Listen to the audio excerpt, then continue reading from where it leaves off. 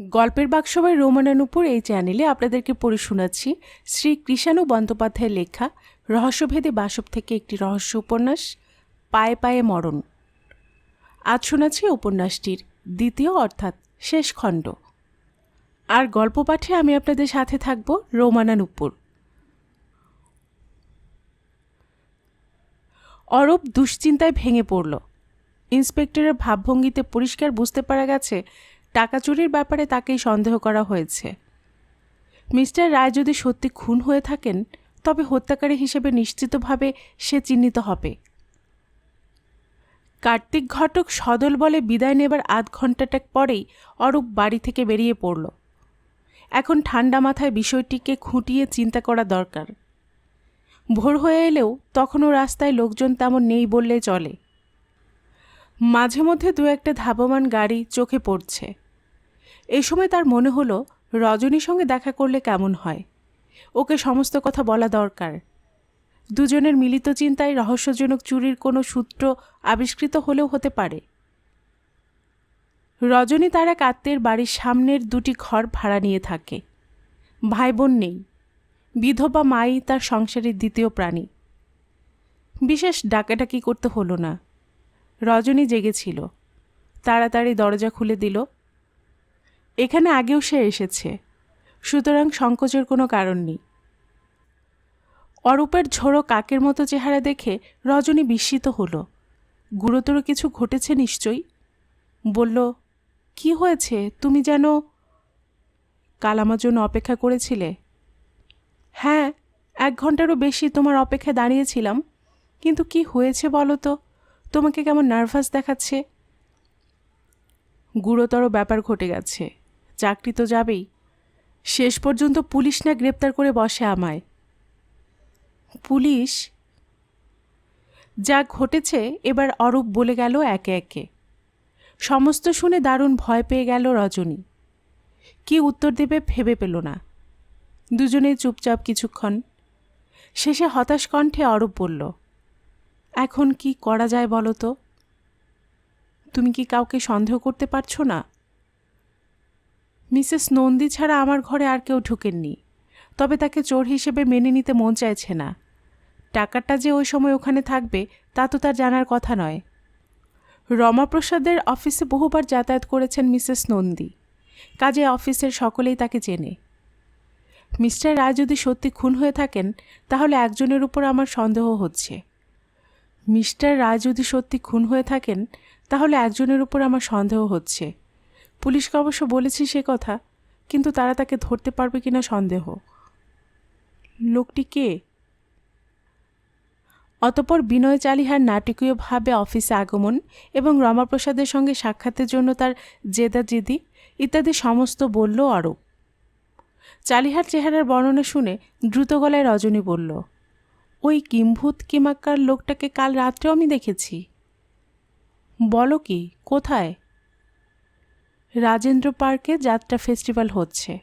কাল রাত 12:30 আন্দাজ সময় আমি আর মা ওখান থেকে ফিরছিলাম। হঠাৎ দেখলাম রাজেন্দ্র রোডের একটা বাড়ি থেকে ওই লোকটা আর একজনের সঙ্গে উত্তেজিতভাবে কথা বলতে বলতে বেরিয়ে এলো। ব্যাপার খুব গোলমেলে মনে হচ্ছে। এখন ও রাস্তায় গেলে তুমি সে বাড়িটা চিনতে পারবে? কেন পারবো না? অরূপ সিগারেট ধরে নিয়ে বলল, তা না হয় হলো, কিন্তু আমি তো সেই অথৈ জলের মধ্যে রয়ে গেলাম। পুলিশের হাত থেকে রেহাই পাবার একটা পথ বার করতে না পারলে তো চলবে না। একটা কাজ অবশ্য করা যায়।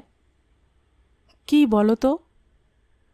প্রাইভেট এনকোয়ারি করালে হয়তো প্রকৃত অপরাধী ধরা পড়তে পারে। তুমি বাসববাবুর কথা বলছো? কিন্তু তার ঠিকানা? টেলিফোন ডাইরেক্টরিতে পাওয়া যেতে পারে। 241 কে হ্যাঙ্গারফোর্ড স্ট্রিটের ড্রয়িং রুমে তখন গভীর নিস্তব্ধতা বিরাজ করছে। একাগ্র মনে বাসব বিলিতি ক্রিমিনাল রিপোর্ট পড়ছিল। শৈবাল পেসেন্স খেলছে। ভাবলেশহীন মুখ নিয়ে বাহাদুর ঘরে প্রবেশ করে বাসবের দিকে একটা স্লিপ বাড়িয়ে ধরল। পাঠিয়ে দাও। মিনিট 2 পরে রজনী ও অরূপ ঘরে এলো। বসুন। কোনো গোলমেলে ব্যাপারে জড়িয়ে পড়েই এসেছেন বোধহয়। অরূপ বলল, গুরুতর ব্যাপার বলতে পারেন। পুলিশ আমাকে সন্দেহ করছে, অনুমান করে আপনার কাছে ছুটে এলাম। আমাকে বাঁচান মিস্টার ব্যানার্জি, সাধ্যমতো পারিশ্রমিক আমি দেব। বাসব পাইপে মিক্সচার ভরতে ভরতে বলল, পারিশ্রমিকই আমার কাছে শেষ কথা নয়। মক্কেল যদি প্রকৃতই নির্দোষ হন তাহলে তাকে বাঁচাবার আপ্রাণ চেষ্টা করাই হলো আমার মোটো, তারপর পারিশ্রমিকের কথা। যা হোক, আপনারা প্রথমে নিজেদের পরিচয় দিন, তারপর সমস্ত কিছু খুলে বলুন। তুচ্ছ বলে কোনো কিছুই বাদ দিয়ে যাবেন না। অরূপ গুছিয়েই সমস্ত কথা বলল। বাসব পাইপের ধোঁয়া ছাড়তে ছাড়তে সমস্ত শুনল। বিনয় চালিহাকে গতরাত্রে দেখার অভিজ্ঞতা বর্ণনা করল রজনী। অনেকক্ষণ কোনো কথা বলল না বাসব। মনের মধ্যে ব্যাপারটাকে গুছিয়ে নেবার চেষ্টা করল বোধ হয়। কত টাকা চেষ্টের মধ্যে ছিল? 1,60,000 সামান্য কিছু কম। এত টাকা ব্যাংকে না পাঠিয়ে বাড়িতে রাখা হয়েছিল কেন? একটু ইতস্তত করে অরূপ বলল, ব্যাংকে পাঠাবার উপায় ছিল না, ওটা ব্ল্যাক মানি। অ্যান্টি করাপশন সন্দেহ করলে যে কোনো দিন তো বাড়ি রেড করতে পারত, তখন? টাকা বেশি দিন বাড়িতে রাখতেন না মিস্টার রায়, সরিয়ে ফেলতেন অন্যত্র। এই সমস্ত কথা কে কে জানে? নিরুপমবাবু জানেন, তবে বাঁকা পথ দিয়ে তিনি কী পরিমাণ টাকা রোজগার করেছেন তার হিসেব আমি ছাড়া আর কেউ জানে না। মিস্টার রায় আমাকে অত্যন্ত বিশ্বাস করতেন। টাকার অঙ্কটা বলবেন কি? আমি 7 বছর ওর কাছে চাকরি করেছি। এই সময়ের মধ্যে উনি 1,10,000 টাকা রোজগার করেছিলেন। নিঃসন্দেহে হ্যান্ডসাম অ্যামাউন্ট, ভালো কথা। আয়রন চেস্ট খুলে দেখেছিলেন কি বাকি টাকাটা ওর মধ্যে আছে কি না? তা তো দেখিনি। দেখে নেওয়া উচিত ছিল। যাক, মিস্টার রায় নিজের কি কেস রাখতেন কোথায়? কাছেই রাখতেন, এমনকি অফিসে যাওয়ার সময়ও ফোলিও ভরে নিয়ে যেতেন। যে চাবি চুরি করেছে টাকাটা যে সে নিয়েছে সন্দেহ নেই। আচ্ছা, একটা কথা ভেবে বলুন, মিস্টার রায় নিশ্চয়ই লাঞ্চ করতে বাড়ি বা হোটেলে যেতেন। গতকাল উনি যখন লাঞ্চে যান তখন কি ওর হাতে ফোলিওটা ছিল? লাঞ্চে যাবার সময় আমি ওকে লিফট পর্যন্ত এগিয়ে দিয়েছিলাম, তখন ফোলিও হাতে ছিল না। তার মানে ফোলিও তিনি ঘরেই রেখে গিয়েছিলেন। ডিরেক্টর রুমে সকলের নিশ্চয় যাতায়াত নেই? না, দরজা গোড়ায় বেয়ারা পাহারায় থাকে। বর্তমানে আমার আর কিছু জানার নেই। আপনারা এখন আসুন, দেখি কতদূর কি করতে পারি। রজনী ও অরূপ উঠে পড়ল। নমস্কার জানিয়ে দরজার দিকে এগোবার মুখে বাসব আবার বলল, রাজেন্দ্র রোডের সেই বাড়িটার নাম্বার জেনে নিয়ে আজই কোনো সময় আমায় ফোনে খবর দেবেন। ওরা সম্মতি জানিয়ে বিদায় নিল। শৈবাল তাস গুটিয়ে রেখে এতক্ষণ সমস্ত শুনছিল। এখন প্রতিবারের মতো প্রশ্ন করল, কীরকম বুঝলে? প্রচুর জটিলতা আছে। টাকা চুরিটাই একমাত্র ব্যাপার নয়, এর সঙ্গে আরও অনেক কিছু জড়িয়ে আছে। অর্থাৎ? আমার কি মনে হয় জানো ডাক্তার, ওটা দুর্ঘটনা নয়। মিস্টার রায় নিশ্চিতভাবে খুন হয়েছেন, তবে চুরি ও খুন একই সুতোয় বাঁধা কি না তা এখনই বলা সম্ভব নয়। উনি যে খুন হয়েছেন এ সম্পর্কে নিশ্চিত হচ্ছ কী করে? দুটি বিষয় এ ব্যাপারে আমাকে ইশারা দিচ্ছে। এক, দুর্ঘটনাস্থলে একটা পিস্তলের উপস্থিতি, যদিও তা ব্যবহার হয়নি।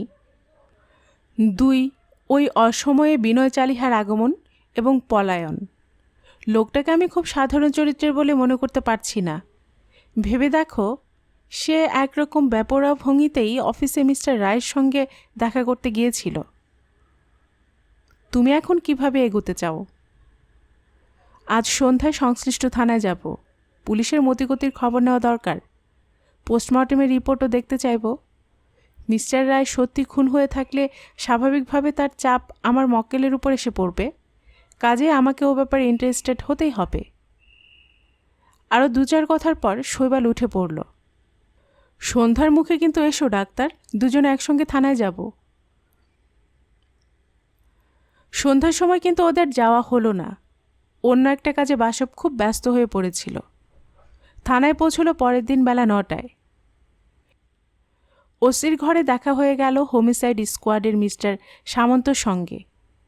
সবিষয়ে সামন্ত বললেন, কি ব্যাপার মশাই, আপনি এখানে? মৃদু হেসে বাসব পাল্টা প্রশ্ন করল, লালবাজার ছেড়ে আপনি বা এখানে কেন? রমাপ্রসাদ রায় নামে একজন ধনী ব্যক্তি দুর্ঘটনায় পড়ে মারা যান। পোস্টমর্টেমের রিপোর্ট পাবার পর কিন্তু জানা গেছে তিনি খুন হয়েছেন। ওই কেসটা আমার থানা থেকে টেক আপ করছি। তাই নাকি? বলতে পারেন ওই কেসের ব্যাপারে আমি এসেছি। হাসতে হাসতে সামন্ত বললেন, তাই বলুন, ভাগাড়ের সন্ধান না পেলে তো শকুন আসে না। তা আপনার মক্কেলটিকে? ভাইপো? না, সেক্রেটারি। আপনার মক্কেলই কিন্তু সাসপেক্টেড। সমস্ত সন্দেহ তার দিকে আঙুল উঁচিয়ে রয়েছে। সেটা অনুমান করে তিনি আমাকে নিযুক্ত করেছেন। রিপোর্টে কি বলা হয়েছে? পেটে হোয়েসাইন পাওয়া গেছে। উপর থেকে পড়ে যাওয়ার পর তিনি মারা যাননি। মারা যাবার পর পড়ে গিয়ে ওর দেহ ক্ষতবিক্ষত হয়। বাসব পাইপ ধরে নিয়ে বলল, ভেরি ইন্টারেস্টিং। আমার যতদূর মনে পড়ছে, ব্রিটিশ ফার্মাকোপিয়ারে বলা হয়েছে হোয়েসাইন খেলে মৃত্যু সঙ্গে সঙ্গে হয় না, মৃত্যু আসে ধীরে সুস্থে। তার মানে হত্যাকারী বেশ কিছুক্ষণ আগে ওই ভেষজ মিস্টার রায়কে খাইয়েছিল। এক্স্যাক্টলি। ডেড বডির কাছাকাছি একটা পিস্তল পাওয়া গেছে শুনলাম। ওতে কারোর ফিঙ্গারপ্রিন্ট পাওয়া গেছে কি? সামন্ত বললেন, হ্যাঁ। আশ্চর্যের বিষয়, মিস্টার রায়ের ফিঙ্গারপ্রিন্ট পাওয়া গেছে। ওর বিষয় সম্পত্তি সব বোধ হয় এখন ভাইপোই পাবে। ওর অ্যাটর্নির কাছে খোঁজ নিয়ে জানা গেছে বসতবাড়ির অর্ধাংশ ও 50,000 টাকা পাবে সেক্রেটারি অরূপ মুখার্জি। বাকি সমস্ত ভাইপো। ব্যাংকে কীরকম অ্যামাউন্ট জমা আছে? 2,50,000 মতো। আমার মক্কেলের উপর আপনাদের সন্দেহের কারণটা কি? মিস্টার ঘটকের সম্পর্কে আপনাকে বিশদভাবে বলতে পারবেন। থানা ইনচার্জ কার্তিক ঘটক ঘরেই উপস্থিত ছিলেন।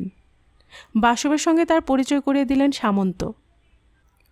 ঘটক বাসবের এই ব্যাপারে উপর পড়া হয়ে নাক গলানো মোটেই পছন্দ করছিলেন না, কিন্তু মুখে সে ভাব প্রকাশ করতে পারেন না। তিনি শুনেছেন এই লোকটির সঙ্গে লালবাজারের কর্তাদের বিশেষ দহরম মহরম। হোমিসাইড স্কোয়াডের লোক হয়েও মিস্টার সামন্ত যখন কেসের সমস্ত গোপন কথা বলে দিচ্ছেন, তখন তাকেও বলতে হবে। ঘটক বললেন, ঘুরিয়ে দেখলে যে কোনো ব্যাপারটাকে জটিল মনে হবে, এই কেসে বিশেষ জটিলতা নেই। অরূপবাবুর মোটিভ পরিষ্কার। সে যে 10,000 টাকা সরিয়েছিল মিস্টার রায় তা বুঝতে পেরে গিয়েছিলেন, তাই তাকে দুনিয়া থেকে সরে যেতে হলো। হয়তো আরও টাকা তছরূপের ব্যাপার ছিল। আপনার ধারণায় খুনটা কিভাবে হয়েছে? খাওয়া দাওয়ার পর মিস্টার রায় নিজের শোবার ঘরে চলে যান। অরূপবাবু কিছুক্ষণের মধ্যে তার কাছে উপস্থিত হন। তারপর সুযোগের সদ্ব্যবহার করে ঘরের আলো নিভিয়ে পিছনের স্পাইরেল দিয়ে নেমে যান। এইভাবে সরে পড়ার উদ্দেশ্য হলো আমাদের বিপদগামী করা। আপনার সঙ্গে একমত হতে পারলে খুশি হতাম। সুযোগের সদ্ব্যবহার বলে বিষয়টিকে আপনি জলের মতো স্বচ্ছ করে এনেছেন। ছোড়া বা রিভলভারের ব্যবহার হলে আপনার পয়েন্টকে জোরালো মনে হতে পারত, কিন্তু এক্ষেত্রে তা হয়নি। আপনি ভেবে দেখুন। অরূপবাবু গিয়ে বললেন, এটা খেয়ে নিন। অমনি সুবোধ বালকের মতো হোয়েসাইন খেয়ে নিয়ে মিস্টার রায় নিজের মৃত্যু ডেকে আনলেন। এটা কি বিশ্বাসযোগ্য? ওখানে মিস্টার রায়ের হাতের ছাপ দেওয়া পিস্তলের উপস্থিতি, ওই সময় একজন লোকের দ্রুত পলায়ন, এই বিষয়গুলি তদন্তের সময় মনে রাখা দরকার। একটু চুপ করে ঘটক বললেন, একজন লোকের পালিয়ে যাওয়ার কথাটা অরূপবাবুর বানানো গল্প হতে পারে। হতেও পারে।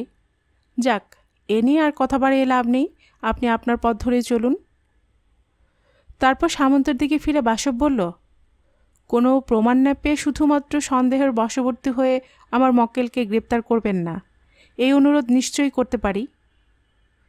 সামন্ত বললেন, আপাত দৃষ্টিতে যাই মনে হোক, আমারও ধারণা কেসটি জটিল।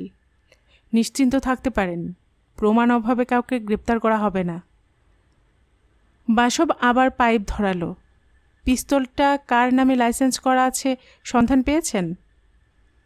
কারোর নামে নয়, চোরাই পিস্তল। অস্ত্রটা একবার দেখতে পারি? সামন্ত ঘটককে ইঙ্গিত করলেন। ঘটক চেয়ার ছেড়ে উঠে স্টিল আলমারির মধ্যে থেকে পিস্তল বার করে টেবিলের উপর রাখলেন। বাসব তুলে নিয়ে খুঁটিয়ে দেখল। আমেরিকায় তৈরি। মিলিটারি সার্জেন্টরা এই ধরনের পিস্তল ব্যবহার করে থাকে। দ্বিতীয় মহাযুদ্ধ শেষ হয়ে যাবার পর আমেরিকার ছাপ মারা এই ধরনের প্রচুর অস্ত্র চোরাবাজারের মাধ্যমে মানুষ সংগ্রহ করেছিল। চিন্তিত বাসব পিস্তল আবার টেবিলের উপর রেখে বলল, মিস্টার ঘটক, আরেকটি বিষয় জানবার আছে। আপনি মিস্টার রায়ের ঘরে চা বা কফির পেয়ালা কিংবা জলের কোনো গ্লাস দেখেছিলেন কি? বিস্মিত ঘটক বললেন, না, যতদূর মনে পড়ছে দেখিনি। আশ্চর্য। এখন উঠলাম। আজ কোনো সময় সকলের সঙ্গে কথা বলে নেব ভাবছি। সামন্ত বললেন, দুপুরে আমি ওখানে যাচ্ছি, আপনাকে বরং তুলে নেব।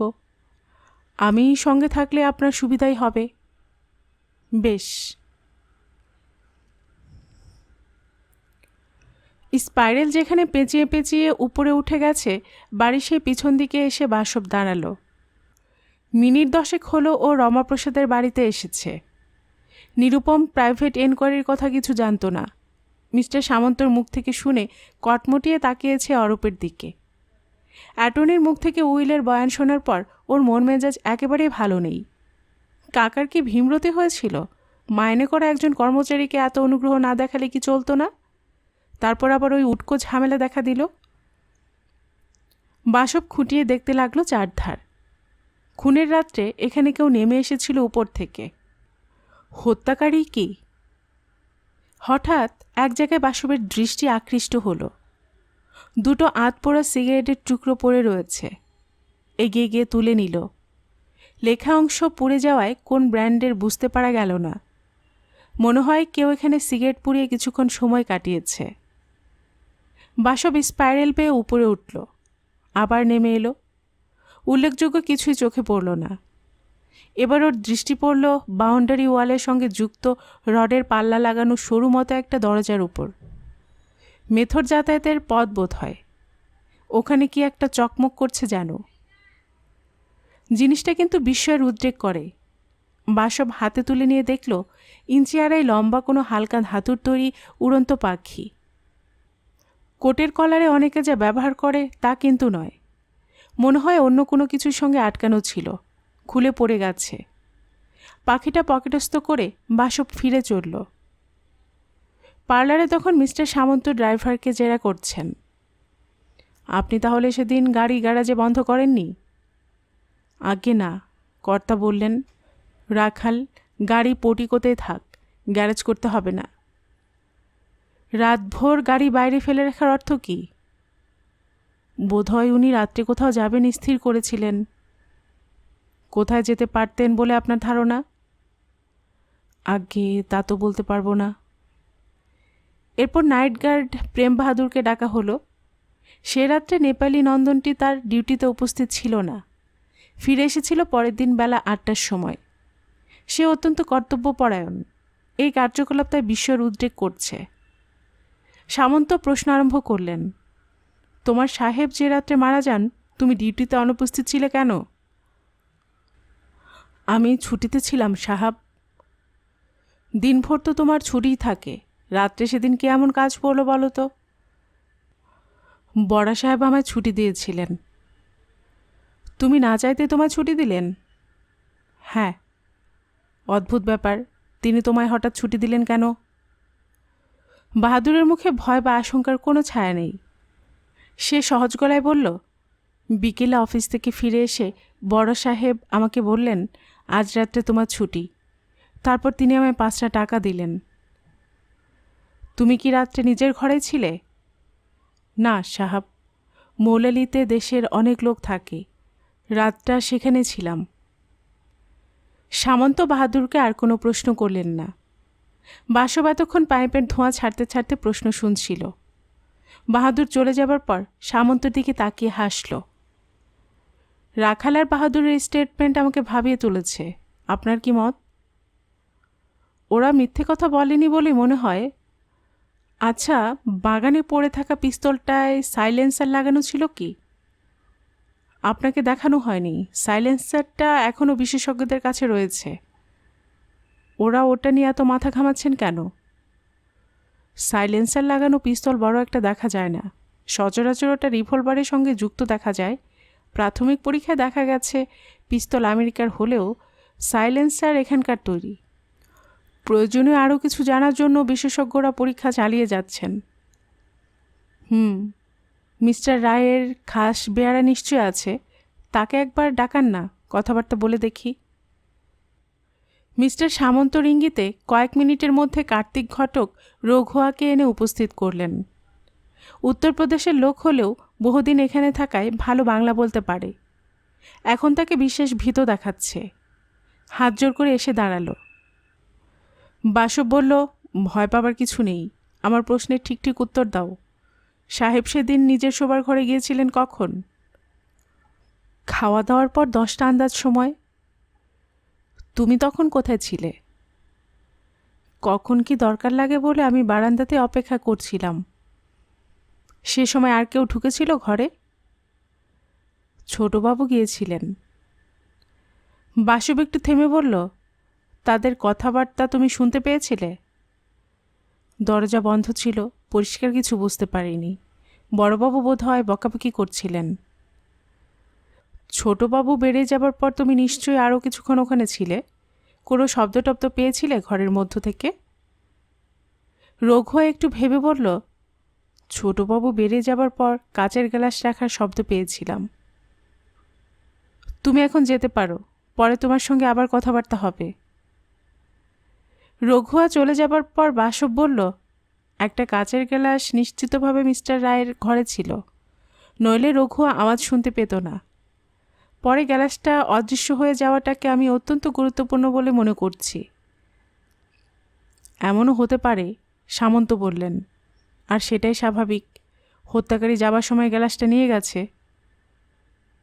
আপনার কথা মেনে নিলে কিন্তু কতকগুলো দিক একেবারে অর্থহীন হয়ে পড়ে। যেমন ধরুন, বিষ প্রয়োগ যখন করাই হয়েছিল তখন উপর থেকে ঠেলে ফেলে দেবার কোনো মানে হয় না। হত্যাকারী ভালোভাবে জানত ব্যাপারটাকে আত্মহত্যা হিসেবে প্রতিপন্ন করা যাবে না, কারণ পোস্টমর্টেম রিপোর্টে প্রকাশ পাবে সমস্ত। আমার কি মনে হয় জানেন, হত্যাকারী সে সময়ে ঘরে ছিল না। এই ধারণা নিশ্চয় কোনো সঙ্গত কারণ আছে। রাখাল আর বাহাদুর কি বলেছিল মনে আছে নিশ্চয়ই? মিস্টার রায়ের হাতের ছাপ মারা পিস্তলটাকে সে কথার সূত্রে গাঁথবার চেষ্টা করুন। সচকিত হয়ে সামন্ত বললেন, কিন্তু আমি ব্যাপারটাকে এইভাবে সাজাবার চেষ্টা করেছি। মিস্টার রায় একজনকে রাত্রে আসতে বলেছিলেন, কথা জানাজানি হোক তা তিনি চাননি, তাই বাহাদুরকে সরিয়ে দিয়েছিলেন। তারপর সাইলেন্সার লাগানো পিস্তল হাতে নিয়ে তিনি ঝোলানো বারান্দায় অপেক্ষা করতে লাগলেন। সেই ব্যক্তি এলেই তাকে গুলি করে মারবেন। পোর্টিকোয় অপেক্ষারত গাড়িতে মৃতদেহ চাপিয়ে মৃতদেহ অন্য কোথাও ফেলে আসবেন, এই বোধহয় পরিকল্পনা ছিল। বলেন কি? আমার তো তাই মনে হয়। নইলে ড্রাইভারকে তাড়িয়ে দামি গাড়ি বাইরে ফেলে রাখার কারণটা কি বলুন? তাছাড়া তার ফিঙ্গারপ্রিন্ট সমেত পিস্তলের উপস্থিতি বা কেন? অরূপবাবু যাকে পালিয়ে যেতে দেখেছিলেন সে বিনয় চালিহা। ভাগ্যক্রমে সে বেঁচে গেছে বলা চলে, কারণ তীব্র হোয়েসাইনের আক্রমণে এই সময় মিস্টার রায়ের প্রাণ বেরিয়ে যায়। তার দেহ স্বাভাবিক কারণে তখন নিচে আছাড় খেয়ে পড়ে। উনি নিশ্চয় জেনে শুনে হোয়েসাইন খাননি। নিশ্চয় না। তিনি কেন খেয়েছিলেন বা তাকে কিভাবে খাওয়ানো হয়েছিল তা আমাদের জানতে হবে। বিনয় চালিহা লোকটাকে, তাকে বা মিস্টার রায় খুন করার পরিকল্পনা করেছিলেন কেন? অবশ্য আপনার থিওরি মতো যদি সমস্ত ঘটে থাকে। বিনয় চালিহা লোকটাকে, তাকে বা মিস্টার রায় খুন করার পরিকল্পনা করেছিলেন কেন? অবশ্য আপনার থিওরি মতো যদি সমস্ত ঘটে থাকে। চালিহার সন্ধানে আমি আছি, তাকে পাওয়া গেলে ব্যাপারটা সহজ হতে পারে। কিন্তু মিস্টার ব্যানার্জি, গ্যালাস কিভাবে অদৃশ্য হলো তার তো কোনো কিনারা হলো না। তাই তো দেখছি, এই গ্যালাস রহস্যের সমাধানে পৌঁছাতে আমাদের বেশ বেগ পেতে হবে বলে মনে হয়। আমি মিস্টার রায়ের ঘরখানা একবার পরীক্ষা করে দেখতে চাই। বেশ তো, উপরে চলে যান, ঘটক ওখানে আছে। আর আপনি? আমি চেস্ট খুলে দেখি ওর মধ্যে কত টাকা আছে। সেক্রেটারির সঙ্গে কথাবার্তা বলে তো মনে হলো ওর মধ্যে যা আছে সমস্ত ব্ল্যাক মানি। তাহলে তো সিজ করতে হয়। আমি তবে উপরে যাই। ইন্সপেক্টর ঘটক মৃত গৃহকর্তার ঘরেই ছিলেন। আরেকবার অনুসন্ধান করে দেখছিলেন যদি প্রয়োজনীয় কোনো সূত্র পান। তাকে কিন্তু হতাশ হতে হয়েছে। এই সময় তিনি লক্ষ্য করলেন বাসব ঘরে প্রবেশ করছে। আপনি এখানে কি মনে করে মশাই? আপনার কি মনে হয় আমি এখানে বেড়াতে এলাম? কথাটা বলেই বাসব কাজে মন দিল। বাথরুমটা খুঁটিয়ে দেখে আসার পর ঘরের চতুর্দিকে দৃষ্টি বুলিয়ে নিল। ওয়ার্ড্রোবের পাশে সরাই রাখা রয়েছে, মুখে ঢাকা নেই, গ্যালাস দিয়ে ঢাকা ছিল বোধহয়। সরাইয়ের হাত কয়েক এধারে সানমাইকার আবরণ দেওয়া সুদৃশ্য টিপয়টা রাখা আছে। বাসব ঝুঁকে টিপয় পরীক্ষা করতে লাগলো। হালকা হলদে রঙের গোল একটা দাগ। চা খেয়ে পিরিচ সমেত কাপ বোধ হয় কখনো রাখা হয়েছিল, তারই দাগ। সাদা চোখে আর কিছু দেখা যায় না বলে বাসব পকেট থেকে সব সময়ের সহচর শক্তিশালী ম্যাগনিফাইং গ্লাস বার করে সামনে মেলে ধরল। গ্যালাসের দাগ এবার আকার নেয়। আরও কি যেন লেপ্টে শুকিয়ে রয়েছে। বেশি মাত্রে ঝুঁকে পড়তেই বাসব বিচিত্র এক গন্ধ পেল। যে জিনিসটা শুকিয়ে আছে তারই গন্ধ হতে পারে। আমি টিপয়টা একদিনের জন্য নিয়ে যেতে চাই। দেখুন যদি এই টিপয়টা আপনার মক্কেলকে বাঁচাতে পারে। বাসব কোনো উত্তর না দিয়ে আরও কিছুক্ষণ ঘরখানা পরীক্ষা করল। তারপর টিপয় হাতে নিয়ে নেমে এলো নিচে। সামন্ত জানালেন চেস্টে 1,52,000 টাকা পাওয়া গেছে। চেস্ট সিল করে পাহারা বসানো হয়েছে। আয়কর বিভাগের লোক এখন হিসাব পরীক্ষা করবেন। বাসব বলল, নিরুপমবাবু কোথায়? উনি আর ডাক্তার সেন ড্রয়িং রুমে আছেন। আপনি গিয়ে কথাবার্তা বলুন, আমি ততক্ষণে অন্য কাজগুলো সেরে নেই। মিস্টার সামন্তকে ড্রয়িং রুমে নিয়ে গিয়ে দুজনের সঙ্গে আলাপ করিয়ে দিলেন। তিনি অবশ্য আর সেখানে অপেক্ষা করলেন না। বাসব দুজনের মুখের উপর দৃষ্টি বুলিয়ে নিল। নিরুপমের এখনও সেই অপ্রসন্ন ভাব। ডাক্তার সেনের মুখে সময়োচিত হাসি। পুলিশের সঙ্গে আপনাদের কি কথাবার্তা হয়েছে আমি জানি। হত্যাকারী অত্যন্ত চতুর, তাকে সহজে ধরা যাবে না বুঝতেই পারছেন। পুলিশকে বলেননি? এমন কোনো কথা যদি এখন আপনাদের মনে পড়ে থাকে তবে অনুগ্রহ করে বলুন। নিরুপম বলল, তেমন কোনো কথা আমার জানা নেই। বাসব পাইপ ধরিয়ে বলল, ডাক্তার সেন, আপনি কিছু বলতে পারেন? সেন বললেন, আপনার কাজে লাগবে কিনা জানি না, তবে বলুন। সেদিন অফিসে শরীর খারাপ হবার পর রমাপ্রসাদ, বিনয় চালিহা ও কণাদ দত্ত সম্পর্কে যা বলেছিলেন ডাক্তার সেন তার বর্ণনা দিলেন। নিরুপম যে সে সময় ওখানে উপস্থিত ছিল এ কথা বলতেও ভুললেন না। বিনয় চালিহাকে আপনারা দেখেছেন? দুজনেরই এক উত্তর, না। কণাদ দত্ত লোকটা কে? নিরুপম বলল, বলতে পারবো না। আচ্ছা, সেদিন আপনি ও মিস্টার রায় কি একই সঙ্গে লাঞ্চ সারতে বাড়ি এসেছিলেন? না, আমি লাঞ্চ হোটেলে করে থাকি। অফিস থেকে কে আগে বেরিয়েছিলেন, আপনিই না উনি? উনি। সেদিন তাহলে কোনো কারণে আপনি বাড়ি আসেননি? না, কিন্তু এই সমস্ত প্রশ্নের কি কোনো প্রয়োজন আছে? আমাদের অনেক কিছু জানতে হয়। ডাক্তার সেন, আপনি তো সন্ধ্যার সময় এসেছিলেন, তখন কেমন দেখেছিলেন তাকে? সম্পূর্ণ নর্মাল। কি বিষয় নিয়ে আপনার সঙ্গে কথাবার্তা হয়েছিল? 10,000 টাকা চুরি হয়ে গিয়েছিল, তাই নিয়ে কথা হচ্ছিল। তাই নাকি? কি বলছিলেন? বলছিলেন এ ব্যাপারে পুলিশকে ডাকবেন না, তিনি জানেন কে চুরি করেছে। আমি নাম জানতে চেয়েছিলাম, তিনি বলেননি। নিরুপমবাবু, আপনার সঙ্গে সেদিন কখন তার শেষ দেখা হয়? রাতের খাওয়া সেরে তিনি যখন উপরে যাচ্ছিলেন তখন। বিশেষ কোনো কথা হয়নি। ধন্যবাদ, আপনাদের আর বিরক্ত করব না। অরূপবাবু বোধ হয় এখন নিজের ঘরে আছেন, অনুগ্রহ করে যদি তার ঘরখানা দেখিয়ে দেন। নিরুপম বলল, বারান্দার দক্ষিণ দিকের শেষ ঘর। বাসব ড্রয়িং রুম থেকে বেরিয়ে এসে নির্দেশ মতো পা চালালো। বিমর্ষভাবে বিছানায় শুয়েছিল অরূপ। বাসবকে ঘরে ঢুকতে দেখে উঠে বসল। বাসব চেয়ারে বসে বলল, আচ্ছা অরূপবাবু, মিস্টার রায়ের মোট কত ব্ল্যাক মানি ছিল বলতে পারেন? আপনাকে তো একবার বলেছি, কারেক্ট ফিগার বলতে পারবো না, 10 লাখ টাকার মতো হবে। মিস্টার রায় কি তার কোনো হিসাব রাখতেন? নিশ্চয়ই, চামড়া দিয়ে বাঁধানো মোটা একটা খাতা ছিল তার কাছে, তাতেই লিখে রাখতেন কোথা থেকে কত টাকা পেলেন। কারো চোখে পড়ে যাবার ভয়ে সে খাতা নিশ্চয়ই কোনো গুপ্তস্থানে থাকতো। সেই গুপ্তস্থান আপনি জানেন? একটু ভেবে নিয়ে অরূপ বলল, মনে হয় অফিস ঘরের কোথাও তিনি খাতাটা রাখতেন। ও ঘরে কয়েকদিন তাকে হিসাব লিখতেও দেখেছি। বাসব বলল, অফিস ঘর তাহলে আতিপাতি করে খুঁজে দেখতে হবে। কাল দুপুরে আসব, আপনিও তখন আমাকে সাহায্য করবেন। বেশ। এই সঙ্গে আরও একটা প্রবলেম সলভ হতে পারে, পুরো ব্ল্যাক মানির সন্ধানও আমরা ওই ঘরে পেতে পারি। টাকাটা তিনি বোধহয় বাড়িতে রাখতেন না। তাহলে রাখতেন কোথায়? ঠিক জানি না, তবে একবার বলেছিলেন টাকাগুলো রাখার ব্যবস্থা করেছি। পুলিশ আমাকে সন্দেহ করলেও হাতে কিছুই পাবে না। এবার আমার প্রশ্নে একটু ভেবেচিন্তে উত্তর দিন। ধরুন তিনি মারা যাননি, আজ সন্ধেবেলা প্রত্যাশিত মোটা কালো টাকা হাতে এলো, তখন তিনি কি করবেন? 2-1 দিনের জন্য চেষ্টার মধ্যে রেখেও দিতে পারেন, যেমন ছিল যার থেকে 10,000 টাকা চুরি গেছে। নয়তো অ্যাটাচি কেসের মধ্যে টাকাটা ভরে নিয়ে বেরিয়ে যাবেন। কোথায় যাবেন আমায় পর্যন্ত বলবেন না। বাড়ির গাড়িতে যাবেন বোধ হয়?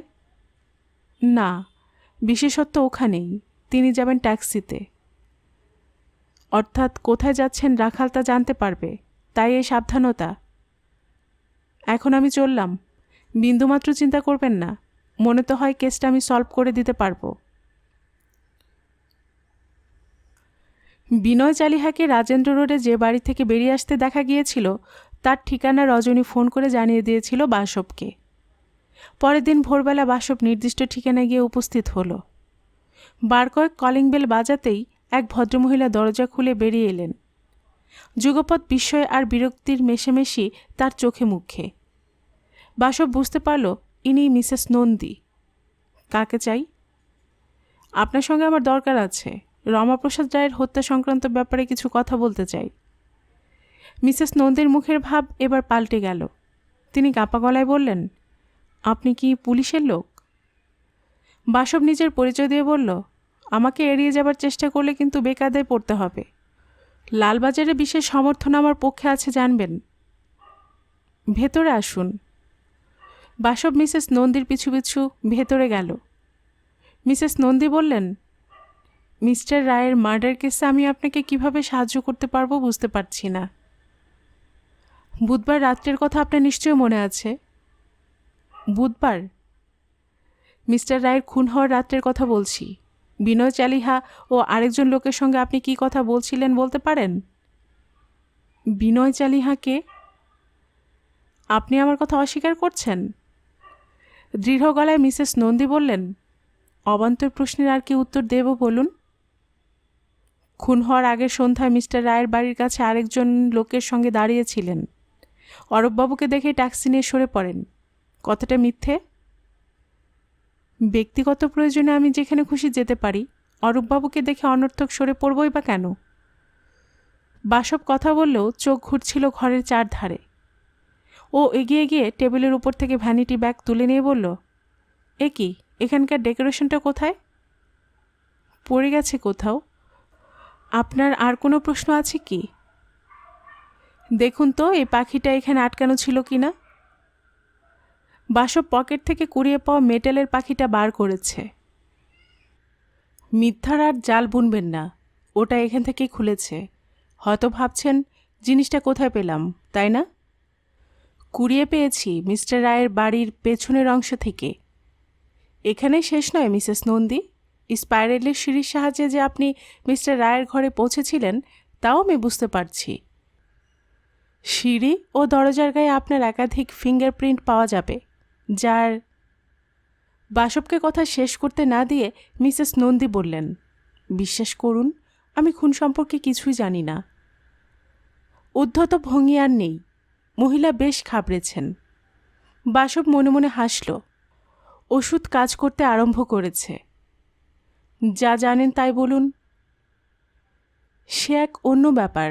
তার সঙ্গে তা হোক, আমাকে খুলে বলায় যুক্তিসঙ্গত হবে।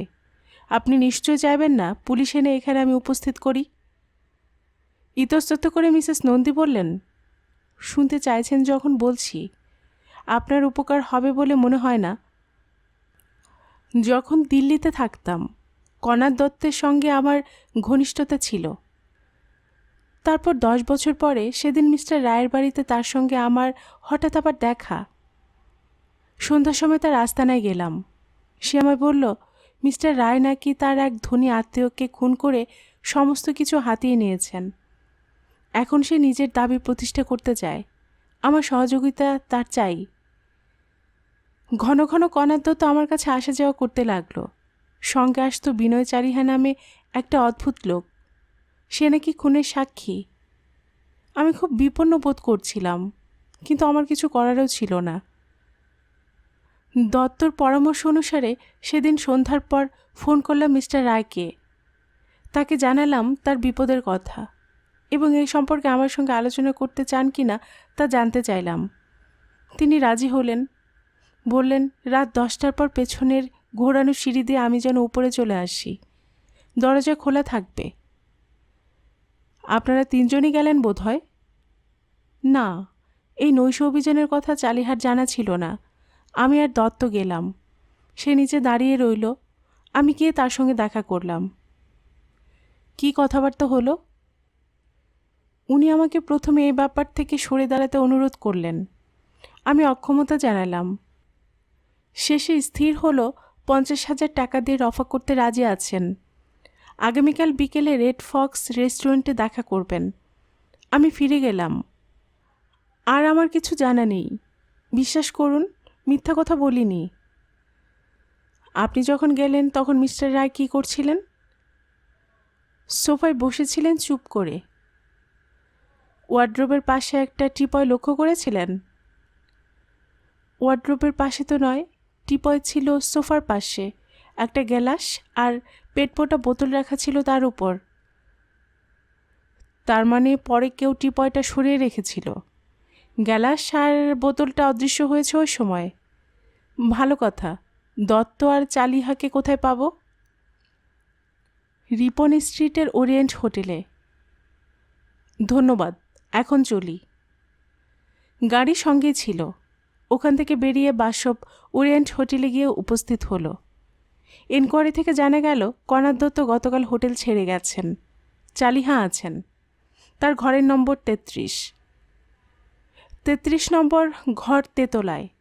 দরজায় নক করতেই একজন অদ্ভুত দর্শন লোক দরজা খুলে উকি মারল। তার চোখে মুখে সন্দেহের ছায়া। আপনি বোধ হয় মিস্টার চালিহা? আমি রমাপ্রসাদ রায়ের হত্যার তদন্ত করছি। আপনার সঙ্গে কথা ছিল। কে রমাপ্রসাদ? আমি চিনি না। চালিহা দরজা বন্ধ করার উপক্রম করতেই বাসব চৌকাঠের ওধারে পা গলিয়ে দিয়ে বলল, চেনেন বই কি, পুলিশের চেয়ে প্রাইভেট ডিটেকটিভরা অনেক ভালো। চলুন ভেতরে গিয়ে কথাবার্তা বলা যাক। সন্ধ্যা হয়ে গেছে। বাসবের বাড়ির ড্রয়িং রুমে বসে শৈবাল পত্রিকার পাতা উল্টাচ্ছিল। বাহাদুরকে জিজ্ঞাসাবাদ করে জেনেছে বাসব ভোরবেলা বাড়ি থেকে সে যে বেরিয়েছে, এখনও তার পাত্তা নেই। বাসব ফিরে এলো আরও আধ ঘণ্টাটাক পরে। শ্রান্ত ক্লান্ত চেহারা। ছিলে কোথায়? এক জায়গায় কি ছিলাম? প্রথমে গেলাম মিসেস নন্দীর ওখানে, তারপর চালিহার সন্ধানে, তারপর মিস্টার রায়ের বাড়ি, তারপর লালবাজার, তারপর উইলগার্ড অ্যান্ড টেরার কোম্পানিতে, তারপর উইলগার্ড অ্যান্ড টেয়ার কোম্পানিতে কেন? সেফের সন্ধানে গিয়েছিলাম। দাম একটু বেশি বটে, তবে মজবুত। তোমার এই হেয়ালি আমার ভালো লাগে না। পরিষ্কার করে কিছু বলার ইচ্ছে বোধহয় নেই। বাসব পাইপ ধরে নিয়ে বলল, এ তো রাগের কথা ডাক্তার। আমি যে অনুমানের কথা বলেছিলাম প্রকৃতপক্ষে বাস্তবে তাই ঘটেছিল। চালিহা যাতে বারবার ব্ল্যাকমেল করতে না পারে তাই তাকে খুন করারই পরিকল্পনা করেছিলেন মিস্টার রায়, কিন্তু তিনি নিজেই খুন হয়ে গিয়ে পরিস্থিতি জটিল করে তুললেন। অরূপবাবু তবে মিথ্যে কথা বলেননি? না, চালিহা টাকার লোভে নির্দিষ্ট সময়ে গিয়ে উপস্থিত হয়েছিল। এ সময় সে মিস্টার রায়কে ওপর থেকে পড়তে দেখে। অরূপবাবু এসে পড়েন, তাকে বাধ্য হয়ে পিটটান দিতে হয়। তারপর সে গেল কোথায়? রাস্তায় বেরিয়ে প্রায় ছুটতে ছুটতে পার্ক স্ট্রিটে গিয়ে উপস্থিত হলো। সেখানে দেখা হয়ে গেল মিসেস নন্দী আর কণাদ দত্তের সঙ্গে। দুজনকে ওখানে দেখে অবাক হয়ে গিয়েছিল চালিহা। যাই হোক, মিস্টার রায়ের দুর্ঘটনার কথা বলে মিসেস নন্দীকে দুজনে রাজেন্দ্র রোডের আস্তানে পৌঁছে দিয়ে এলো। এই সময় রজনী ওদের দেখেছিল। বাসব একে একে বলল মিসেস নন্দী আর বিনয় চালিহার সঙ্গে তার কী কথা হয়েছে। মিস্টার রায়ের বাড়ি গিয়ে অরূপের সহযোগিতায় অফিস ঘর পুঙ্খানুপুঙ্খভাবে পরীক্ষা করতেই সেক্রেটারিয়েট টেবিলের এক গুপ্তখোপ থেকে চামড়া বাঁধানো খাতাটা পেয়েছে ইত্যাদি। হত্যাকারী সন্ধান নিশ্চয়ই ওই খাতাতে পাওয়া গেছে। পাওয়া যাবে আমিও আশা করেছিলাম, কিন্তু শুধুমাত্র লাভের হিসাব লেখা আছে। টাকাটা কোথায় রাখতেন তার কোনো উল্লেখ নেই। ওই কয়েক লাখ টাকাই খুনের মোটিভ বলে তুমি মনে করো? নিঃসন্দেহে। মজার কথাটা কি জানো ডাক্তার, টাকাটা হত্যাকারীর হেফাজতে থাকা সত্ত্বেও সম্পূর্ণ মুঠোর মধ্যে নেই। তার মানে? সাদা কথায় উইলগার্ড অ্যান্ড টেরারের সেফ অন্তরায় হয়ে দাঁড়িয়েছে। তুমি আবার হেয়ালি আরম্ভ করেছ। টাকা কোথায় রাখা হয় সে কথা যে মিস্টার রায় কাউকে বলেননি, হত্যাকারী তা ভালোভাবে জানত। কাজে তিনি খুন হলে টাকার ব্যাপারে সকলে অন্ধকারেই থাকবে, কিন্তু লুকিয়ে রাখার ব্যাপারে যে টেকনিক্যাল সহযোগিতা গ্রহণ করা হয়েছিল তা যে পরে তাকে চিনিয়ে দেবার পক্ষে অব্যর্থ এক সূত্র হিসেবে দেখা দেবে, হত্যাকারী কখনোই তা কল্পনা করেনি। আটঘাট সে ভালোই বেঁধেছিল, এমনকি অন্য একটা ব্যাপারের আড়াল নিতেও সে কসুর করেনি। তবে তুমি তো জানো ডাক্তার, পারফেক্ট ক্রাইম 10 লক্ষে একটা হয় কি না সন্দেহ। সবই যখন বুঝতে পেরেছ তখন তাকে গ্রেপ্তার করাচ্ছ না কেন? কালো টাকা লুকিয়ে রাখার অপরাধে তাকে অবশ্য গ্রেপ্তার করা যায়। খুন যে করেছে তার তো কোনো জোরালো প্রমাণ নেই, তাই আমি স্থির করেছি শ্রীমানকে একটু খেলিয়ে তুলব। লোকটা কে? বাসব কিছু বলার আগেই মিস্টার সামন্ত এসে উপস্থিত হলেন। বসতে বসতে বললেন, কণাদ দত্তকে তো পাওয়া গেল না। ব্যাপার স্যাপার দেখে সে কলকাতা থেকে চম্পট দিয়েছে। বাসব বলল, তাকে পাওয়া যাবে। দিল্লির নামকরা এক ফার্মের কর্মচারী সে, সুতরাং তার ঠিকানা পেতে অসুবিধা হবে না। তবে বোকার মতো যদি চাকরি ছেড়ে দিয়ে থাকে তাহলে আলাদা কথা। এখন আমাদের কর্তব্য কি? প্ল্যান অনুসারে এগোতে হবে। 4 ছেড়ে দিয়েছি, মনে তো হয় মাছ টোপ গিলবে। আপাতত ঘণ্টাখানেক এখানেই বসুন, চাটা খান, তারপর যাওয়া যাবে। 4টের সময় অরূপ বেরিয়েছিল। রজনীর সঙ্গে এতক্ষণ কাটিয়ে সন্ধ্যার মুখে ফিরে এলো বাড়িতে।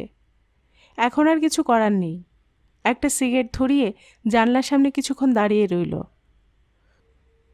আসতে পারি? মুখ ফিরিয়ে অরূপ অবাক হয়ে গেল।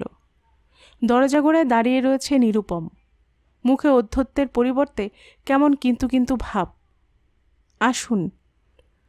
ভেতরে এসে নিরুপম বলল, অতীতের কথা আমি আপনাকে ভুলে যেতে অনুরোধ করব। কাকা নেই, এখন আমাদের মিলেমিশে থাকাই ভালো। আমার কোনো আপত্তি নেই, মিলেমিশে থাকা না থাকাটা নির্ভর করছে আপনার বিবেচনা বোধের ওপর। সে কথার উত্তর না দিয়ে নিরুপম বলল, পুলিশের ঝামেলা মিটলেই আপনি যাতে উইলের শর্ত অনুসারে টাকাটা তাড়াতাড়ি পান সে নির্দেশ আমি অ্যাটর্নিকে দিয়ে রেখেছি। ধন্যবাদ। কিন্তু কাকার হিসেবের বাইরের টাকার কি হবে বলুন তো? হিসেবের বাইরে? ব্ল্যাকম্যানের কথা বলছি।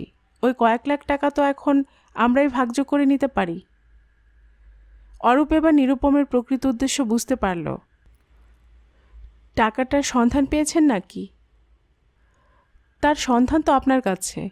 কাকা বিশ্বাস করে তার সমস্ত গুপ্ত কথা আপনাকে বলেছিলেন, শুধু ওই কথাটা ছাড়া। আমি কিন্তু আপনার কথা বিশ্বাস করছি না। না করলে আমি নিরুপায়। আপনার বোধহয় আর কিছু বলার নেই। এবার আমাকে বিশ্রাম করার সুযোগ দিলে খুশি হব। নিরুপমের শান্ত ভাব মিলিয়ে গেল। বলল, আমি একটা প্রপোজাল নিয়ে এসেছিলাম, অথচ আপনি আমাকে অপমান করার চেষ্টা করছেন। ন দেবায় ন ধর্মায় এতগুলো টাকা চলে যাক, এই কি আপনি চান? আমার চাওয়া না চাওয়ায় কি আসে যায়? টাকাটা কোথায় আছে তার সন্ধান পেতে অসুবিধা হবে না, কিন্তু আপনার কাছে চাবি আছে? চাবি? আমি জানি বিশেষ এক ধরনের সেফে টাকা রাখতেন মিস্টার রায়। চাবি ছাড়া হাজার চেষ্টা করলেও সেফ খোলা সম্ভব নয়। গলিয়ে ডালা খুলতে গেলে অন্যের সাহায্য নিতে হবে, জানাজানি হবে, পুলিশ আসবে। দ্রুত গলায় নিরুপম বলল, চাবিটা কাকার ঘরে খোঁজাখুঁজি করলে পাওয়া যেতে পারে। আমার মনে হয় পাবেন না। কেন? সে রাত্রে ঘোরানো সিঁড়িতে মিস্টার রায়ের ঘরে একজন মহিলা গিয়েছিলেন। চাবিটা তিনি নিয়ে গিয়ে থাকলে আশ্চর্য হবার কিছু নেই। মহিলা? আপনি কিভাবে জানলেন সেদিন কাকার ঘরে একজন মহিলা গিয়েছিলেন? পুলিশের সূত্রে জানতে পেরেছি। কাকা তখন বেঁচে ছিলেন? বলতে পারবো না। এই সময় ডাক্তার সেন ঘরে প্রবেশ করলেন। অরূপ বলল, আপনাকে দুপুরে আমি ফোন করেছিলাম ডাক্তারবাবু। আজ সকাল থেকে পিঠে বেশ ব্যথা হয়েছে, দেখুন তো ব্যাপারটা কি। মুখ কুঁচকে নিরুপম ঘর থেকে বেরিয়ে গেল। ডাক্তার সেন অরূপকে মিনিট কয়েক পরীক্ষা করে বললেন, ঠান্ডা লেগে হয়েছে, একটু সাবধানে থাকুন, ঠিক হয়ে যাবে। ব্যাপারখানা কি বলুন তো, নিরুপমবাবু আপনার ঘরে? রহস্যময় হেসে অরূপ বলল, স্বার্থের জন্য মানুষ সব করতে পারে, এ তো অবজ্ঞার পাত্রকে একটু খোসামত করা। রঘু এসে জানালো পুলিশ সাহেব এসেছেন। আর কথা হলো না। দুজনে ড্রয়িং রুমে এসে উপস্থিত হলো। বাসব, শৈবাল ও মিস্টার সামন্ত রয়েছেন সেখানে। নিরুপম কথা বলছে। বাসব বলল, একজন চতুর হত্যাকারীকে ধরা সহজসাধ্য ব্যাপার নয় নিরুপমবাবু, কিছু সময় লাগবেই। তবে 10,000 টাকার চুরির কেসটা হেরাহেরি করে আনা গেছে বলা যেতে পারে। অরূপ সহর্ষে বলল, বলেন কি? আমার ঘাম দিয়ে জ্বর ছাড়ল। টাকাটা তাহলে পাওয়া যাবে? টাকাটা পাওয়া যাবে কিনা বলতে পারবো না, আমি শুধু চোরকে চিনিয়ে দেব। ডাক্তার সেন বললেন, তাহলে তো মালের সন্ধানও পাওয়া যাবে। নিরুপমবাবু, আপনি নিজের স্টেটমেন্টে ছোট্ট একটা মিথ্যে কথা বলেছেন। বাসব বলল, আপনি বলেছেন সে রাতে মিস্টার রায়ের সঙ্গে আপনার শেষবারের মতো দেখা হয় সিঁড়ির মুখে, অথচ তদন্ত করে জানা গেছে আপনি তার ঘরে গিয়েছিলেন। দরজা বন্ধ করে আপনাদের মধ্যে কথাবার্তা হয়েছিল। নিরুপমের মুখ লাল হয়ে উঠল। সে ঢোক গিলে বলল, আমার ঠিক মনে ছিল না। কাকার সঙ্গে 2-4 কথা হয়েছিল তার ঘরে। কি কথা হয়েছিল? অফিস সংক্রান্ত। আপনি আবার সত্য চেপে যাবার চেষ্টা করছেন।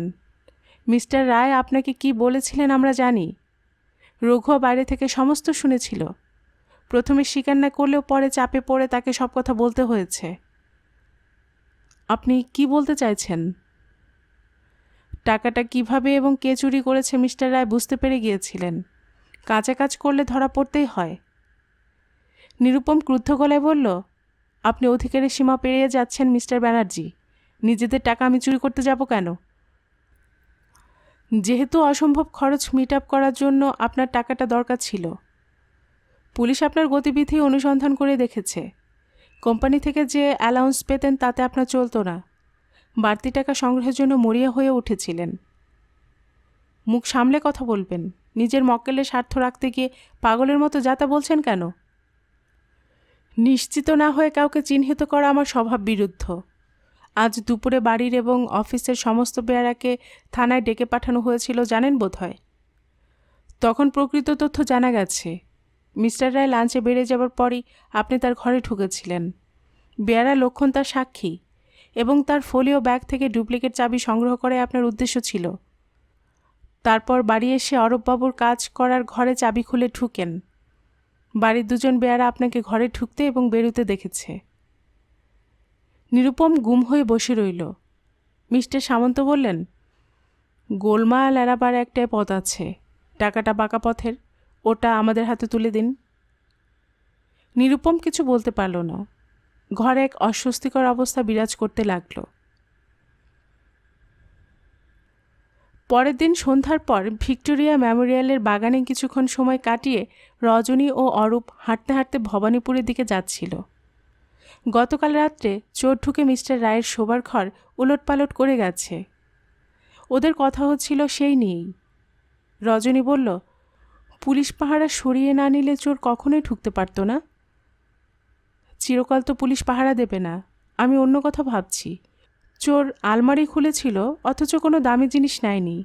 আশ্চর্য নয় কি? পুলিশ কি বলছে? তারাও অবাক। বাসুবাবু অবশ্য আমার কথা শুনে একটু হাসলেন। রজনী দ্রুত গলায় বলল, মিসেস নন্দী। ওরা ডিএন মিত্র পার্কের কাছাকাছি এসে পড়েছিল।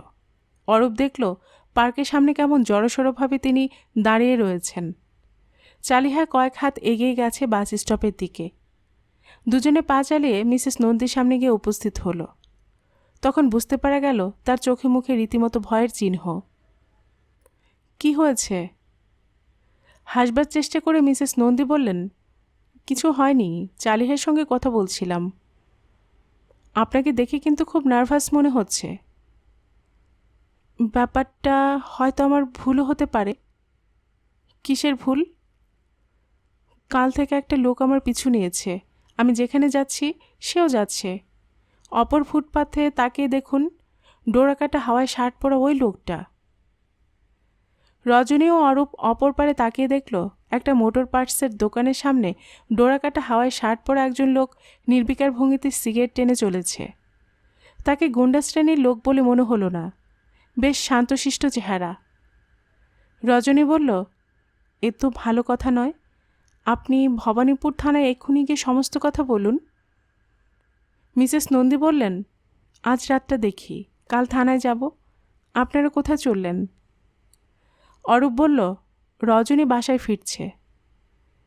মিসেস নন্দী আর দাঁড়ালেন না। ওদের কাছ থেকে বিদায় না নিয়েই এগিয়ে চললেন। ওরা তো অবাক। দারুণ ভয় পেয়ে গেছেন ভদ্রমহিলা, সন্দেহ নেই। ডোরাকাটা হাওয়ায় শার্ট পরা লোকটা কিন্তু একইভাবে দাঁড়িয়ে আছে। এখন তো তার পিছু পিছু যাবার কোনো ইচ্ছে দেখা যাচ্ছে না। ব্যাপারখানা কি? কাঁটায় কাঁটায় 10টার সময় খাওয়া সেরে নিলেন মিসেস নন্দী। মনের মধ্য থেকে অস্বস্তি কিন্তু যাচ্ছে না। কণাদ দত্তর প্রস্তাব মেনে নিয়ে দিল্লি যাবার তোড়জোড় করলে ভালো হতো। কলকাতার তথাকথিত সমাজে প্রতিষ্ঠাক্রমে আলগা হয়ে আসছে, তার উপরে এই গুন্ডা। মিসেস নন্দী ট্রানজিস্টারে নব ঘোরালেন। বিবিসিতে এই সময় ঐকতানের প্রোগ্রাম থাকে। চড়াসুরের বাজনা মনের মধ্যে হিল্লোল এনে দেয়। প্রায় শোনেন মিসেস নন্দী। বেডরুম ল্যাম্প জেলে দিয়ে বড় আলোটা নিভিয়ে দিলেন।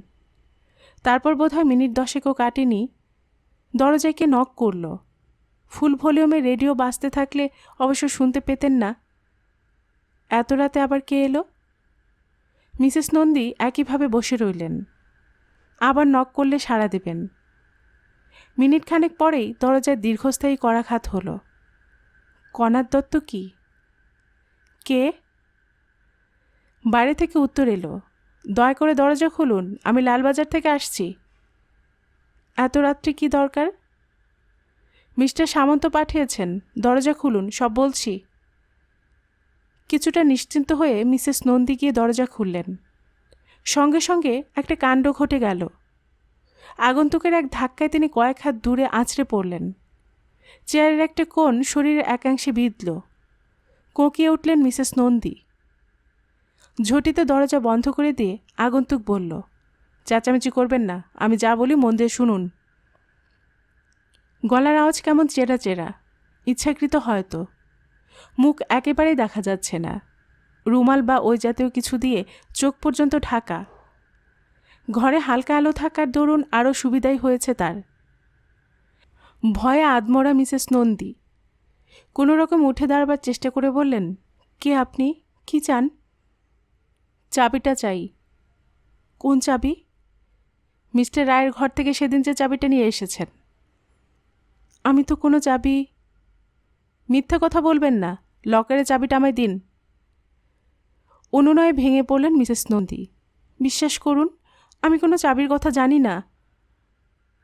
আগন্তুক পকেট থেকে বড় সাইজের একটা ছুরি বার করল। আবছা আলোতেও তার চকচকে ফলা ঝিলিক দিয়ে উঠল। সাক্ষাৎ মৃত্যু যেন একজনের হাতে নড়ে চড়ে উঠছে। এবার বলুন। মিসেস নন্দী প্রায় কেঁদে ফেললেন। আমায় মারবেন না, বিশ্বাস করুন, আমার কাছে লকারের কোনো চাবি নেই। আমি তো কি বিপদে পড়লাম আমি। বিপদের এখনও কিছু হয়নি। বাঁ হাত দিয়ে আগন্তুক মিসেস নন্দীর কাঁধ চেপে ধরল।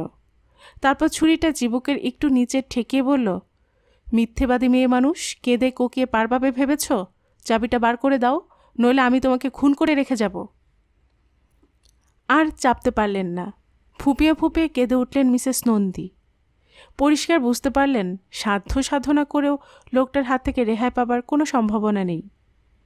কল্পনার শেষ প্রান্তে গেলেও মনে আসতো না এরকম বিপদ দেখা দিতে পারে।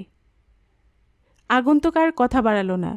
চিবুকের তলা থেকে ছুরি সরিয়ে এনে বাট দিয়ে মিসেস নন্দীর মাথায় আঘাত করল। অস্ফুট আর্তনাদ করে তিনি লুটিয়ে পড়লেন। আঘাত একটু জোরেই হয়েছিল। সিথির পাশ দিয়ে অবিরাম গতিতে গড়িয়ে চলল রক্ত।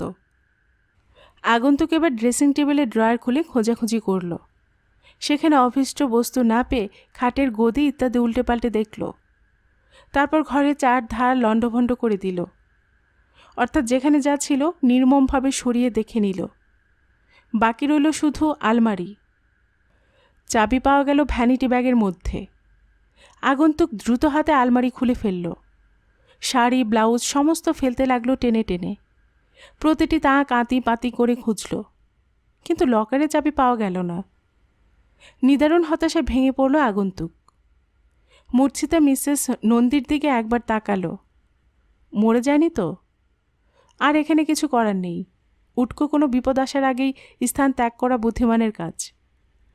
সে দরজার কাছে এগিয়ে গিয়ে ছিটকিনি খুলল। পাল্লা সরিয়ে মুখ বাড়িয়ে দেখল চারিধার। রাস্তায় লোকজন নেই বললে চলে। আগন্তুক নিশ্চিন্ত মনে ঘর থেকে বেরিয়ে ফুটপাথে পা দিল। ঠিক সেই মুহূর্তে, দেখুন তো এই চাবিটা কিনা। চমকে মুখ ফেরালো আগন্তুক। কাপড়ের আবরণ তখন তার মুখের উপর ছিল না। সে দেখল 4-5 হাত দূরে বাসব দাঁড়িয়ে রয়েছে। তার হাতে বড় সাইজের একটা চকচকে চাবি। খুবই কাঁচা কাজ করে ফেলেছেন ডাক্তার। আমার সন্দেহ ছিল আপনি হয়তো ফাঁদে পা দেবেন না। ভদ্রমহিলাকে মেরে ফেলেননি তো? ডাক্তার রেবতী সেন এরকম নাটকীয়ভাবে ধরা পড়ে যাবেন ভাবতে পারেননি। নিদারুণ ভয় মনের মধ্যে উত্তাল হয়ে উঠল। তিনি উপায়ন্তর না দেখে ছুটতে আরম্ভ করলেন। এরকম কিছু যে ঘটবে বাসবের অজানা ছিল না। আগেই সমস্ত ব্যবস্থা পাকা করে রাখতে হয়েছিল। কিছু দূর দৌড়ে যাবার পরেই ডাক্তার সেন ধরা পড়লেন। কয়েকজন কনস্টেবল তাকে ঘিরে ধরল। তিনি তখন ভীষণ হাঁপাচ্ছেন। বাসব দ্রুত ঘটনাস্থলে পৌঁছে বলল, আমি সমস্ত দিক থেকে তৈরি হয়ে অপেক্ষা করছিলাম। মিস্টার সামন্ত সদল বলে এখন আপনার বাড়িতে অপেক্ষা করছেন। এই চাবিটা নিয়ে উপস্থিত হলেই কয়েক লক্ষ কালো টাকা উদ্ধার করা সম্ভব হবে। ডাক্তার সেন কিছু বললেন না। হিংস্র দৃষ্টিতে তাকালেন শুধু। ইতিমধ্যে কার্তিক ঘটক হাঁপাতে হাঁপাতে এসে উপস্থিত হলেন। বাসব বলল, অহংকার ভালো জিনিস, তবে অকারণে কাউকে অবজ্ঞা দেখানোটা বুদ্ধিমানের কাজ নয়। এখন নিশ্চয়ই আপনি তা স্বীকার করবেন মিস্টার ঘটক। আমি আমার মক্কেলের স্বার্থ রক্ষা করতে পেরেছি। ইনি হলেন প্রকৃত আসামি। একে হ্যান্ডকাপ পরাতে পারেন। আমি এখন বউবাজার চললাম। মিস্টার সামন্ত অপেক্ষা করছেন। পরের দিন সকাল 9টার মধ্যে বাসবের ওখানে গিয়ে উপস্থিত হয়েছে রজনী ও অরূপ। ড্রয়িং রুমে বসে কথাবার্তা হচ্ছে। শৈবালও এসে পড়েছে কিছুক্ষণ হলো। আহত মিসেস নন্দীকে গতরাত্রে হাসপাতালে পাঠানো হয়েছিল। তিনি ধীরে ধীরে সুস্থ হয়ে উঠছেন। অরূপ বলল, কে ভেবেছিল ডাক্তার সেনের মতো লোক এই সমস্ত কাজ করতে পারেন? বাসব একমুখ ধোঁয়া ছেড়ে বলল, ডাক্তার সেন অতি সাধারণ শ্রেণীর মানুষ। লোভ এমন একটা অনুভূতি যা জয় করা সময় সময় মহাপুরুষদের পক্ষেও অসম্ভব হয়ে ওঠে। রজনী বলল, আপনি কিভাবে কেসটা সলভ করলেন জানবার খুব আগ্রহ হচ্ছে আমার। রজনীর কথায় মৃদু হেসে বাসব আরম্ভ করল, সত্যি কথা বলতে কি, প্রথমে দিশেহারা হয়ে পড়েছিলাম, ক্রমে অভিজ্ঞতা আমাকে সাহস দিল। সকলের সঙ্গে কথাবার্তা বলে বুঝেছিলাম অর্থই অনর্থের মূল। রায়মশাই পুলিশকে ভয় পেতেন। ভয় পাবার কারণও ছিল, প্রথম জীবনে দুষ্কর্মের স্মৃতিকে তিনি মন থেকে মুছে ফেলতে পারেননি। প্রচুর কালো টাকা রোজগার করতেন, কিন্তু বাড়িতে জমা রাখতে সাহস পেতেন না। আমার মনে হতে লাগলো টাকা তিনি কোথায় রাখেন তা একজন জানতে পেরেছিল। লোভের বশবর্তী হয়ে সে তাকে পৃথিবী থেকে সরিয়ে দিয়েছে। হত্যার পদ্ধতিতে বেশ অভিনবত্ব ছিল। হোয়েসাইন খেয়ে মারা গেছেন, আবার উপর থেকেও পড়েছেন। উপর থেকে পড়ার কারণ অবশ্য আমি আঁচ করেছিলাম। মিস্টার রায় চালিহাকে খুন করার জন্য তৈরি হয়েছিলেন। লোকটা তার প্রথম জীবনের কুকর্মের সঙ্গী, এতদিন পরে আবার ব্ল্যাকমেইলিং আরম্ভ করেছে। এমন একজন বিরক্তিকর সাক্ষীকে বাঁচিয়ে রাখার কোনো মানে হয় না। তিনি তার সঙ্গে রাত্রে অ্যাপয়েন্টমেন্ট করলেন আর অপেক্ষা করতে লাগলেন হ্যাঙ্গিং বারান্দায় পিস্তল হাতে। সে এলেই তাকে সাবার করে দেবেন। তারপর মৃতদেহ গাড়িতে তুলে ফেলে দিয়ে আসবেন কোথাও। কিন্তু সে সুযোগ তিনি পেলেন না। তার আগে তার হৃদয়ের ক্রিয়া বন্ধ হলো। তিনি সাপটে পড়লেন উপর থেকে নিচে। এখন একটা প্রশ্ন মাথাচাড়া দিয়ে উঠল, তিনি ইচ্ছাকৃতভাবে ওই মারাত্মক তরল পদার্থ নিশ্চয়ই খাননি। জোর করে খাইয়ে দেওয়া হয়েছে, তাও মেনে নেওয়া যায় না। কারণ এত ঝামেলার মধ্যে হত্যাকারী যাবে কেন? সে তো স্বচ্ছন্দে গুলি বা ছোড়ার সাহায্যে তাকে শেষ করে দিতে পারত। তা যখন হয়নি, তখন ধরে নিতে হবে মিস্টার রায় হত হবার সময় সে ধারে কাছে ছিল না। ধরাছোঁয়ার বাইরে থাকার জন্য এই পরিকল্পনা ছকে নেওয়া। তবে তার শরীরের মধ্যে ওই ভেষজ গেল কিভাবে? অবশ্য কোনো পানীয় বা ওষুধের সঙ্গে তিনি ওটা অজান্তে খেয়ে ফেলে থাকতে পারেন, তাই সম্ভব। রঘুয়া ঘরের বাইরে থেকে গ্যালাসের আওয়াজ শুনতে পেয়েছিল, অথচ গ্যালাসটার সন্ধান পাওয়া যাচ্ছিল না। হঠাৎ আমার মনের মধ্যে বিদ্যুৎ খেলে গেল। নিশ্চিতভাবে ওষুধের সঙ্গে বিষ মেশানো হয়েছিল। তাই সেদিন দুপুরে অসুস্থ হয়ে পড়েছিলেন। সন্ধ্যার সময় ডাক্তার সেনের ওষুধ নিয়ে আসবার কথা, তিনি এসেও ছিলেন। তবে কি এই ক্ষীণ সন্দেহই সমস্ত কিছুকে সহজ করে দিল? শোবার ঘরে টিপয়ের উপর কিছু জলীয় পদার্থ শুকিয়েছিল। ওটা বাড়ি নিয়ে এসে পরীক্ষা করতে বুঝলাম প্রেশারের রোগীরা যা সময় সময় খেয়ে থাকেন, ভিটাজায়েম। আর তার সঙ্গে মিলেমিশে রয়েছে হোয়েসাইন। মিস্টার রায় যখন বোতল থেকে ওষুধ গ্যালাসে ঢালছিলেন, তখন বোধ হয় চলকে টিপয়ের উপর পড়ে গিয়ে থাকবে। ডাক্তার সেন সম্পর্কে আমার আর কোনো সন্দেহ রইল না। হত্যাকারী সম্পর্কে নিশ্চিন্ত হয়ে আমি কালো টাকা নিয়ে মাথা ঘামাতে আরম্ভ করলাম। অনেক খোঁজাখুঁজির পর একটা গুপ্ত ড্রয়ার থেকে বাঁকা পথের আয়ের হিসাব রাখা খাতা ও একটা স্টিলের বড় সাইজের চাবি পেলাম। চাবিটার গায়ে খোদাই করা ছিল উইলগার্ড অ্যান্ড টেরার, অর্থাৎ ওই কোম্পানির তৈরি চাবি। ডাইরেক্টরিতে কোম্পানির ঠিকানা পাওয়া গেল। আমি কিন্তু সেখানে একা গেলাম না। অনুসন্ধানের সুবিধার জন্য একজন পুলিশ কর্মচারীকে সঙ্গে নিয়ে গেলাম। বিরাট অফিস। ম্যানেজার আমাদের খাতির করে বসালেন। আমি চাবিটা দেখিয়ে নিজের বক্তব্য পেশ করলাম। তিনি বললেন, তাদের কোম্পানির এক বিশেষ ধরনের দুর্ভেদ্য সেফের চাবি এটা। তবে এই সেফ কাকে বিক্রি করা হয়েছে, ব্যবসার গোপনীয়তা রক্ষা করার জন্য তা প্রকাশ করা সম্ভব নয়। অবশ্য হেড অফিস দিল্লি থেকে অনুমতি পাওয়া গেলে স্বতন্ত্র কথা। তবে তিনি ক্রেতার নাম না বললেও কিছু উপকারের কথা বললেন, যেমন তাদের মিস্ত্রি গিয়ে ক্রেতার বাড়ির মেঝেতে সেফ বসিয়ে দিয়ে এসেছে, দুটি বিভিন্ন ধরনের চাবি দিয়ে লকার খোলা সম্ভব, ইত্যাদি। এর মানে দাঁড়ালো, যে চাবিটা আমি পেয়েছি এটা ছাড়া আরও একটা চাবি আছে, সেটা হত্যাকারীর কাছে থাকা সম্ভব। লকার হয়তো তার বাড়িতেই ফিট করা আছে, কিন্তু দ্বিতীয় চাবির অভাবে সে টাকা বের করতে পারেনি। ভেঙে ফেলতে গেলে নিশ্চিতভাবে অন্যের সাহায্য নিতে হবে। জানাজানির ভয়ে সে কাজ করতে পারে না। এক্ষেত্রে হত্যাকারী দ্বিতীয় চাবিটা সংগ্রহ করবার চেষ্টা করবে। আপনারা টাকা সরিয়ে রাখার ব্যাপারটা নিশ্চয় বুঝতে পেরেছেন। মিস্টার রায় গৃহচিকিৎসক ডাক্তার সেনকে অত্যন্ত বিশ্বাস করতেন। কালো টাকা তার কাছে জমা রাখাই মনস্থ করেন। তার বাড়িতে সেফ বসিয়ে দেন। দুজনের কাছে দুটো চাবি থাকে, কেউ কারোর অনুপস্থিতিতে লকার খুলতে পারবে না। সেনকে বোধহয় মোটা কমিশন দেওয়ার ব্যবস্থা ছিল। প্রকৃতপক্ষে সেই দিন থেকে মিস্টার রায় পায়ে পায়ে মরণকে নিয়ে ঘুরতে লাগলেন। লক্ষ লক্ষ টাকা আত্মসাৎ করার লোভ ডাক্তার সেনকে পেয়ে বসেছিল। তিনি শুধু সুযোগের অপেক্ষায় রইলেন। চালিহার কণার দত্ত তার মুশকিল আসান করে দিল। এই সময় তিনি মারা গেলে সমস্ত ব্যাপারটা অন্য লাইনে চলে যাবে। পুলিশ তদন্ত করে বুঝবে এই কাজ চালিহা বা দত্তর। যাই হোক, আমি আবার কাজের কথায় ফিরে আসি। অনেক ভেবেচিন্তে টোপ ফেলতে হলো।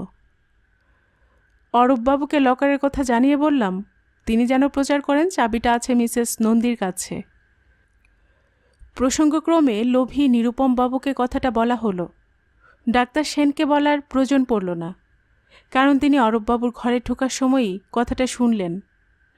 তবু মিস্টার রায়ের ঘর খুঁজে পেতে দেখার লোভ সংবরণ করতে পারলেন না। আমার কথায় পুলিশ সরিয়ে নেওয়া হয়েছিল।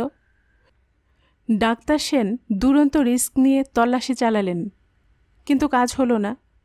তখন তিনি নিশ্চিত হলেন চাবিটা আছে মিসেস নন্দীর কাছে। দুজন ওয়াচার ডাক্তার সেন ও মিসেস নন্দীর উপর বসানো হয়েছিল।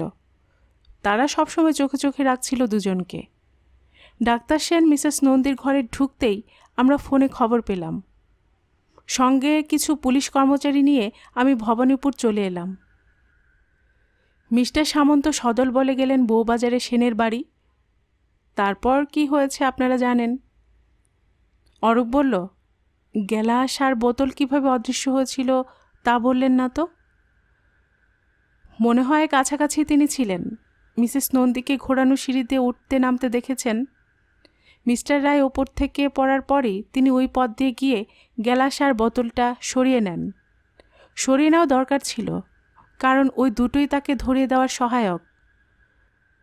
অরূপ একটু উসখুস করে পকেট থেকে চেক বার করে এগিয়ে দিয়ে বলল, আপনার মূল্য টাকা দিয়ে হয় না অবশ্য, মানে।